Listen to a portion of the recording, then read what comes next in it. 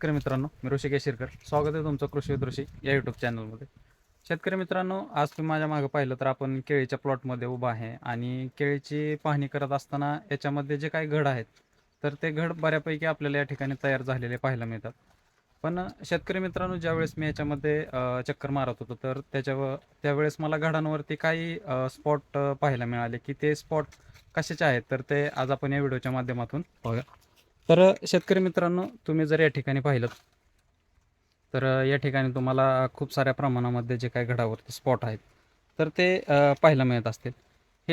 हे जे काही स्पॉट आहेत, तर हे पूर्णपणे जे काय फुलकिडे असतील किंवा मच्छर असतील, तर यांनी डंक मारल्याच्या नंतर हे आपल्याला जे काही स्पॉट आहेत, तर ते ह्याच्यावर आलेले पाहायला मिळतात.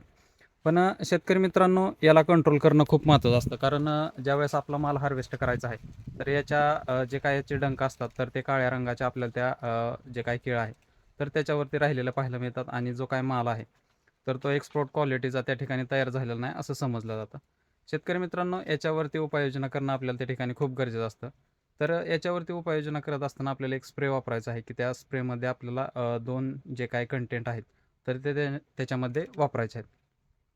तर याच्यामध्ये स्प्रे घेत असताना याच्यामध्ये पहिलं जर वापरलं तर इमिडाक्लोप्राइड कंटेंट जे असलेलं कोणतंही कीटकनाशक तुम्ही याच्यामध्ये वापरू शकता, की जे काय फुलकिडे असतील किंवा जे काय तुमचे मच्छर्स वगैरे घडावरती बसणार आहेत किंवा डंक मारणार आहेत, तर त्याच्यापासून आपल्याला त्याचं संरक्षण झालेलं पाहायला मिळेल.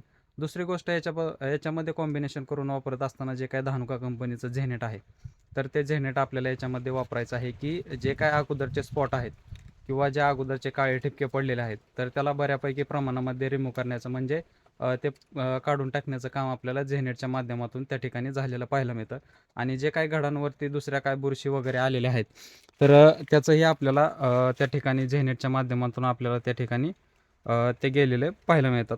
शेतकरी मित्रांनो, ज्यावेळेस तुम्हाला असे स्पॉट दिसत असतील, तर त्यावेळेस हे इमिडाक्लोप्राइड आणि झेनेट याचं कॉम्बिनेशन करून आपल्याला आपल्या जो काही केळीचा घड आहे, तर त्याच्यावरती याचा स्प्रे मारायचा आहे.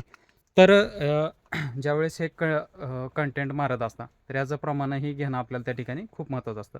याच्यामध्ये याचं प्रमाण वापरत असताना जे काही इमिडाक्लोप्राइड कंटेंट असलेलं जे काही कीटकनाशक आहे, तर ते प्रति 15 लिटर पंपासाठी आपल्याला 7 ml वापरायचं आहे.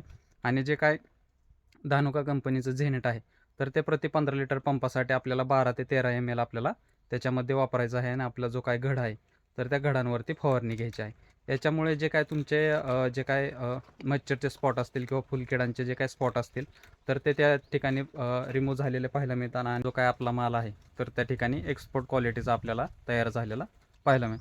शेतकरी मित्रांनो, हा व्हिडिओ तुम्हाला कसा वाटला हे कमेंटमध्ये नक्की सांगा आणि जर आवडला असेल, तर केळी उत्पादक शेतकऱ्यांपर्यंत नक्की शेअर करा. धन्यवाद.